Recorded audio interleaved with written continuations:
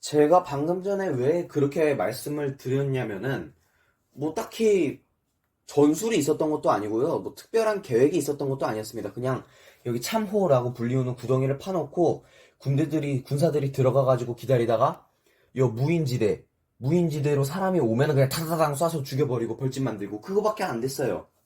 무인지대를 그러면 얘네가 정해놓은 거냐? 아니요. 그냥 자연이 정해졌습니다.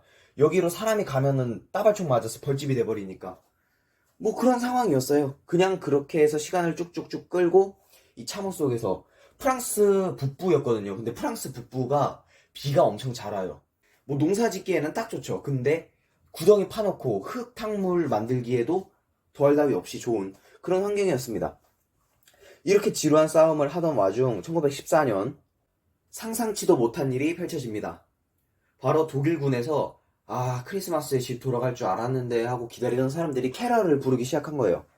근데 이쪽에서 부르니까 영프 연합군도 우리도 불러야겠다 이러고 불러서 약간 분위기가 좋아지죠. 그래서 서로 뭐 먹을 것도 교환하고 사진도 찍고 뭐 그랬다고 해요.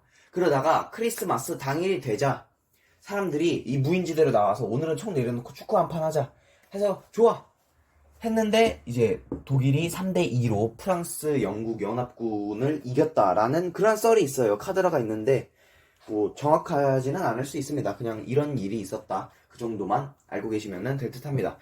하여간 그래서 잘 있었는데 이 양측 군 수뇌부 그러니까 윗대가리들한테 이 얘기가 들어간 거예요. 아니 빨리 전쟁에서 빨리빨리 끝내라니까 지금 저기서 시간 끌다가 아니 이제는 축구까지 안 해? 이렇게 되니까 열이 받아서 결국에 독일군에서 새로운 무기를 투입하기로 결정을 합니다. 그래서 그 이듬해 1915년에 벨기에의 이프르 지방에서 새로운 신무기를 선보이는데 그게 바로 독가스였다 이거예요. 세계 최초의 화학가스 무기였습니다. 근데 한 독일군 병사가 이 독가스에 노출이 되고 나서 이런 얘기를 남겨요. 석탄으로 눈 알을 지져버리는 것 같다. 앞이 안 보인다. 이건 대체 뭐냐? 이런 식으로 되게 그 위험성과 잔혹성에 대해서 이야기를 해요. 근데 이 사람이 누구였을까요? 상상치도 못한 그런 사람이었죠. 누구? 훗날 2차 대전을 일으키는 나치 독일의 히틀러였습니다. 당시에 연락병으로서 복무했거든요. 오스트리아 사람인데요. 뭐 이런저런 경위로 저 독일로 가게 됐는데 그거는 나중에 다시 한번 다뤄보도록 하겠습니다. 하여간 이 독가스를 히틀러가 맞았어요.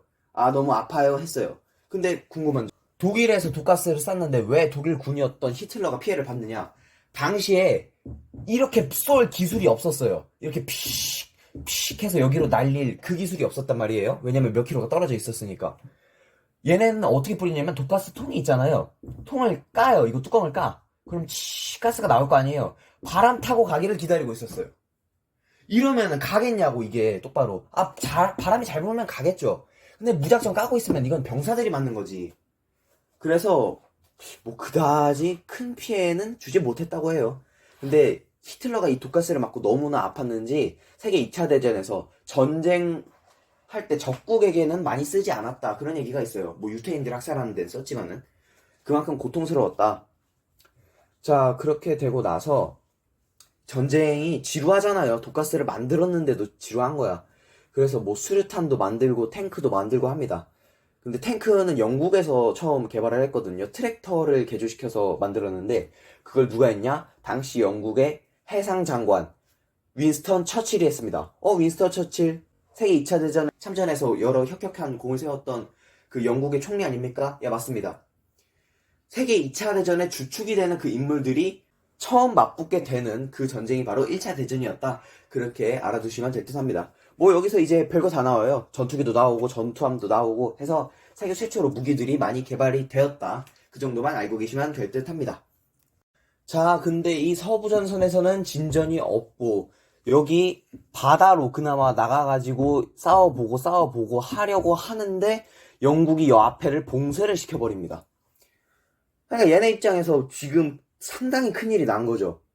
큰일이 나도 작게 난 게 아니야. 정말 크게 났어요. 그래서 어떻게 하지 하고 고민을 하던 찰나에 그냥 몰빵해서 우리 최정예 부대 남아있는 거라도 다 끌어모아서 일단 들이박자 한 곳을. 그게 어디냐? 프랑스의 베르댕이라는 지역이에요. 베르댕. 여기다가 다 때려박아서 진짜로 최후의 결전을 한번 해보자 이렇게 해요. 그래서 들어갑니다. 들어가는데 이제 프랑스군을 38만을 작사를 내고 본인들도 34만이나 죽어요. 4만 명 더 많이 죽였으니까 우리가 프랑스를 이겼다 이렇게 생각할 수도 있겠지만은 얘네는 문제가 뭐냐면 최정예 부대라고요. 제일 잘 싸우는 사람들 34만이 죽었어. 얘네 그럼 더 이상 군대를 갖고 올 수가 없는 수준이에요. 이러면 결국에 이 전투를 기점으로 독일은 나락의 길을 걷게 됩니다. 미친 거죠. 이제 미쳤어요. 망했어. 여기도 망하고 여기 보급도 끊겨서 얘네 먹을 게 없어서 순무를 먹었대요. 순무를. 그 우리가 먹는 그 순무, 배추 그런 것보다도 더 맛대가리 없는 그거 뭐 구그려 먹고 뭐 썰어 먹고 어떻게 달가 먹고 이런 식으로 하는데 못 참는 거죠. 그래서 안 되겠다 해서 우리도 해군 개발하자 해서 조그만 이렇게 유보트라는 거를 개발을 해요. 유보트. 이게 뭐냐면은 잠수함인데 그러니까 영국에서 상선 군함 같은 거 이렇게 오잖아요. 군함 같은 거 오면은 어뢰 그러니까 그 물 밑에서 쏘는 지뢰 있잖아요. 그게 6발씩 있었대요. 그러니까 이거 한 대만 한 번 출격시키면은 6을 작사를 낼 수 있었다 이거예요. 왜냐면은 그간 해군 그거 증강해 놨잖아요. 그래서 그거를 쓰는데 처음에는 군함을 박살냈죠. 전쟁이니까. 군함을 박살내야지 그러면은 민간선을 박살을 내냐. 근데 영국이 군수 물자를 이 상선 그러니까 민간선으로 조달하고 있다는 얘기가 들리는 거예요. 그렇게 되니까 독일이 그냥 미쳐가지고 민간 선박을 그냥 다 때려 부숩니다. 저 유보트 가지고. 당연히 영국 선박이 여기를 왔다 갔다 하고 있었으면 프랑스 선박도 왔다 갔다 하고 있었을 거 아닙니까? 왜냐면은 둘이 같은 팀이잖아. 근데 이 독일 놈이 배들을 그냥 무작위로 다 때리는 거예요. 다 때려. 근데 진짜 잘못 건드린 게 하나 있었어요. 영국 배 하나를 건드렸거든요. 근데 거기 미국인이 128명이나 들어있었던 거예요. 근데 그거를 개박살을 냅니다. 미국 심기를 제대로 건드렸어요. 정말 제대로 건드렸어. 왜냐면은 얘네는 3년 전에 타이타닉 침몰이 있었거든. 그 트라우마가 말이 안 되는 거예요. 그래서 미국의 우드로 윌슨 대통령이 민족 자결주의를 제창하셨던 분이죠. 그분이 이러는 거예요. 그러니까 독일이 눈치를 싹 봤는데 생각해보니까 얘네랑 싸우는 것도 벅찬데 지금 미국이 쳐들어오면은 우리는 승산이 없을 수도 있겠다 해서 일단 미안합니다 해서 미국은 돌려보내요. 여기까지는 괜찮았어. 그리고 이제 독일에 안 좋은 일들이 벌어졌었으니까 좋은 일도 하나가 있어야겠죠. 바로 러시아가 전쟁에서 빠집니다. 왜 빠지느냐? 당시 러시아는 국가 총동원령이었잖아요. 그러니까 불만이 이만저만이 아닌 겁니다. 그래서 전쟁 언제 끝나요? 밥 언제 줘요? 나 여친 보고 싶은데 여친 언제 봐요? 이런 것들이 안에서 끓고 있었어요. 거기다가 유럽을 뒤덮을락 말락하고 있던 공산주의 이념도 여기 슬슬 퍼지기 시작하고 있었죠. 그런 상황에 이 독일에서 스위스에 있던 과격 진보파 지식인을 기차에 태워서 러시아로 보내버립니다. 네가 가서 공산주의 혁명을 이끌어라.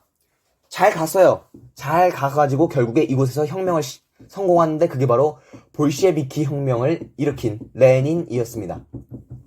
레닌이 스위스에 있다가 여기로 간 거예요. 독일이 보내줘가지고. 근데 레닌 말했죠. 공산주의자라고. 그러니까 가자마자 그런 얘기를 해요. 혁명을 성공하고. 나는 자본주의 놈들이 참전했던 그 전쟁에는 끼지 않겠다. 그러니까 전쟁에서 이쪽을 빼준 거예요. 이쪽을 빼주면은 그럼 독일은 할만하죠. 의외로. 그동안 미국 눈치를 봤어요. 왜냐면은 양쪽에 쌓여있는데 미국까지 와버리면 우리는 좀 어려울 거다. 근데 여기가 나라 같잖아. 그러면은 이제 미국 눈치 보지 말고 쏘자 해서 영국 배, 프랑스 배, 미국 배를 다 박살을 냅니다. 다 박살을. 아니 미친 거 아니야? 이렇게 생각할 수도 있는데 미친 거 맞아요 사실. 어떤 생각을 했냐면은 영국하고 프랑스 배들을 먼저 싹 박살을 내서 해상권을 먹은 다음에 미국에서 오는 것들을 차례대로 박살을 내서 다 먹어버리자 이딴 생각을 한 거예요. 미친 거지 진짜로. 그래서 결국 미국의 심기를 잘못 건드려서 미군이 참전을 하게 됩니다. 거기다가 독일은 한 수 더 떠서 이제 다 끝났어. 다 끝났으니까 진짜로 마지막 전투 딱 한번 해보자. 아무리 그래도 쪼심이 있는데 전쟁을 지네가 먼저 걸었는데 여기서 지면 좀 쪽팔리잖아요.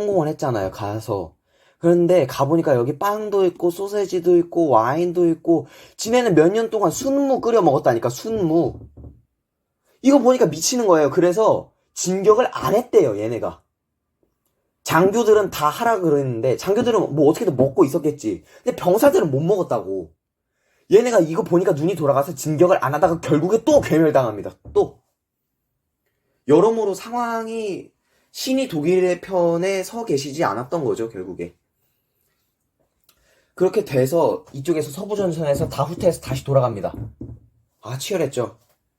근데 진짜 미쳤어요, 얘네는. 끝이 없나봐. 해군들에게 마지막으로 출병 명령을 내립니다. 마지막으로. 근데 해군들이 바보냐? 여기서 영국하고 프랑스하고 싸우고 미국하고 싸우고 해서 전쟁이 어떻게 돌아가는지 누구보다 잘 알고 있었는데 얘네한테 저기 잘 싸우고 있으니까 마지막으로 가봐 이렇게 한 거예요. 반란이 일으키죠. 그래서 킬이라는 지역에서 군항 수병 반란이 일어나 버립니다. 아니 얘네는 후퇴한다는데 우린 뭐 나가서 싸우다가 죽으라는 거냐 해가지고 역으로 반란을 일으켜요. 그렇게 독일은 먹히고 그래서 전쟁이 결국 끝이 나게 됩니다. 뭐 여기 초토화 됐잖아요. 초토화 됐는데 얘네 끝난 거 전 세계에 알려야 될 거 아니야. 그래서 여기 제가 아까 말씀을 못 드렸는데 네덜란드거든요. 네덜란드가 있고 벨기에가 있는 구조예요. 여기 황제가 네덜란드로 도망을 가버립니다. 결국에 황제까지 나라를 버렸어요. 그 비렐름 2세 지가 전쟁 시작해놓고 다 말아먹은 놈이.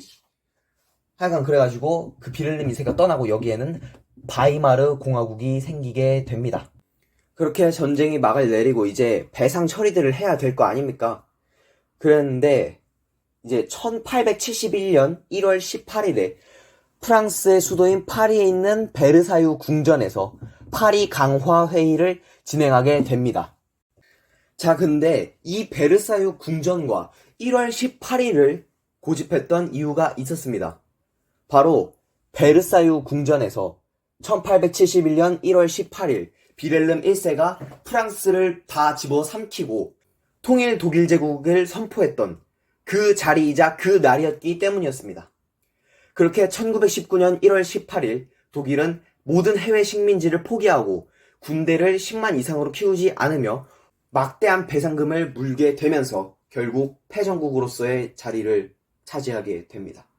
사실 전쟁 자체는 굉장히 단순했습니다. 그냥 참호 파놓고 들이박다가 한번 몰빵했다가 터지고 몰빵했다 터지고 그러다가 멸망하는 그러한 태클을 탔는데 사실 이 전쟁은 배경이 더 중요한 것 같아요. 왜냐면은 뭐 민족주의의 싸움도 있었고 그리고 마땅한 적이 없었어요. 사실 자국의 이익을 위해서 서로 참전했던 전쟁이었기 때문에 특별히 나쁜 놈이 없었어요. 그나마 있었다면 독일. 근데 사실 이 전쟁은 독일이 일으킨 건 또 아니거든요. 독일이 패전국이긴 하지만은 원래는 오스트리아가 일으켰던 전쟁입니다. 오스트리아 세르비아 싸움이 이 전체 유럽을 뒤집어 놨던 그런 싸움이죠. 그래서 제가 말씀드리고 싶은 거는 이번 전쟁은 전쟁으로서의 가치보다도 인간들 개개인의 탐욕과 욕심이 그리고 개인의 증오와 분노가 어떠한 결과를 초래하는지 그 부분에 대한 가치가 조금 더 높은 전쟁이지 않았나 싶었습니다. 네, 세계 1차 대전 여기까지 하겠고요. 저는 1914년부터 1918년까지 여러분과 함께 했습니다. 고맙습니다.